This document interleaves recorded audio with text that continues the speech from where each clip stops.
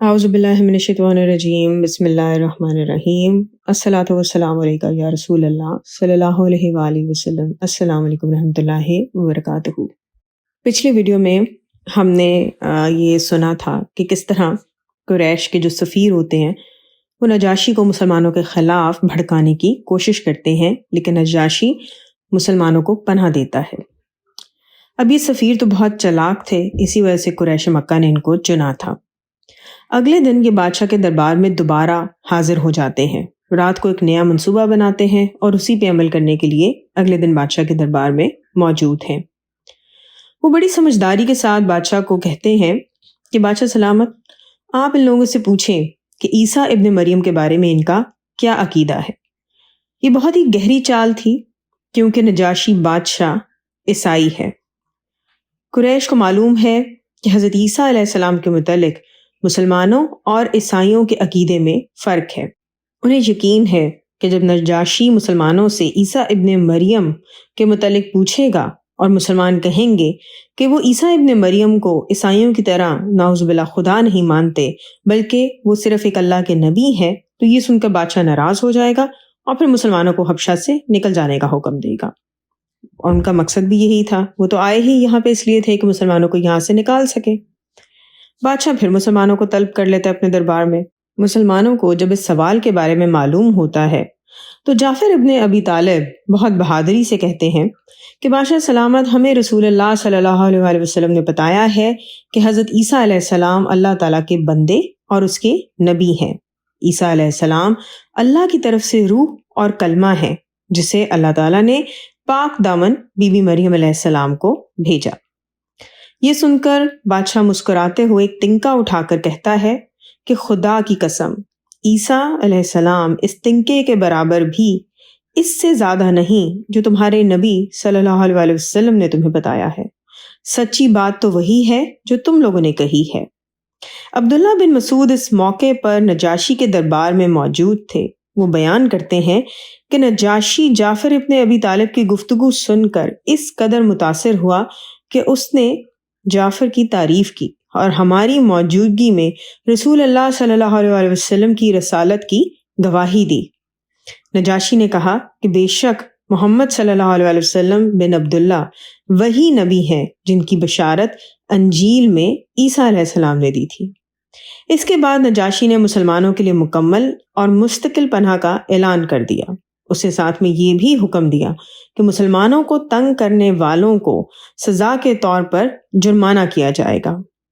نجاشی اپنے دربار میں تمام لوگوں کو کہتا ہے کہ مجھے بالکل گوارا نہیں کہ مسلمان پناہ گزینوں کو کوئی تکلیف دوں، خواہ اس کے بدلے میں مجھے کوئی سونے کا پہاڑ بھی دے۔ خدا کی قسم، میرے رب نے مجھے بادشاہت لوٹائی تو مجھ سے رشوت نہیں لی۔ میں بھی نہیں چاہتا کہ اللہ کی راہ میں کسی کام کے لیے رشوت لوں۔ پھر نجاشی نے قریش کے سفیروں کے تمام تحفے انہیں واپس کرنے کا حکم دے دیا۔ قریش کے سفیروں کو کافی مایوسی ہوئی کیونکہ ناکامی ملی تھی، ان کی ساری تدبیریں اور چالیں ناکام ہو گئی تھی۔ عبداللہ اور عمر مکہ واپس لوٹ آئے۔ اب وہاں مسلمانوں نے سکھ کا سانس لیا اور حبشہ میں اپنی مذہبی آزادی کے ساتھ زندگی گزارنے لگے۔ انہیں وہ مقصد حاصل ہو چکا تھا کہ جس کے لیے انہوں نے ہجرت کی تھی۔ ابو موسیٰ اشعری یمن کے رہنے والے تھے۔ وہ رسول اللہ صلی اللہ علیہ وسلم سے ملنے کے لیے اپنے قبیلے کے لوگوں کو ساتھ لے کر مکہ کے لیے نکلے، لیکن سمندری طوفان کی وجہ سے ان کی کشتی بھٹک کر حبشہ پہنچ گئی، جہاں پر ان کی ملاقات جعفر بن ابی طالب رحمۃ اللہ علیہ سے ہوئی۔ جعفر رحمۃ اللہ علیہ نے بتایا کہ وہ رسول اللہ صلی اللہ علیہ وسلم کے حکم پر حبشہ آئے ہیں اور انہیں بھی مشورہ دیا کہ وہ بھی حبشہ میں رہ جائیں۔ پھر ابو موسیٰ اشعری اور ان کے 50 ساتھی بھی حبشہ میں رہنے لگے۔ تو اس طرح مسلمانوں کی تعداد 133 ہو گئی۔ سورہ نساء کی آیت نمبر 100 میں اللہ تعالیٰ نے ہجرت کرنے والوں کے بارے میں کچھ اس طرح سے بیان کیا ہے، اور جو شخص اللہ کے راستے میں ہجرت کرے گا وہ زمین میں اپنے لیے بہت ہی کشادہ جگہ پائے گا۔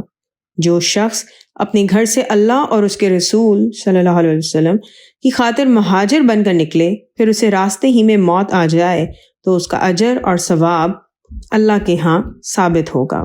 اللہ بہت ہی بخشنے والا مہربان ہے۔ دوسری بار ہجرت کر کے جانے والے لوگوں میں رملہ بنت سخر یعنی ابو سفیان کی بڑی بیٹی اور ان کے شوہر عبید اللہ شامل تھے۔ ابو سفیان کی بیٹی رملہ اسلام کے ابتدائی دنوں میں ہی ایمان لے آئی تھی۔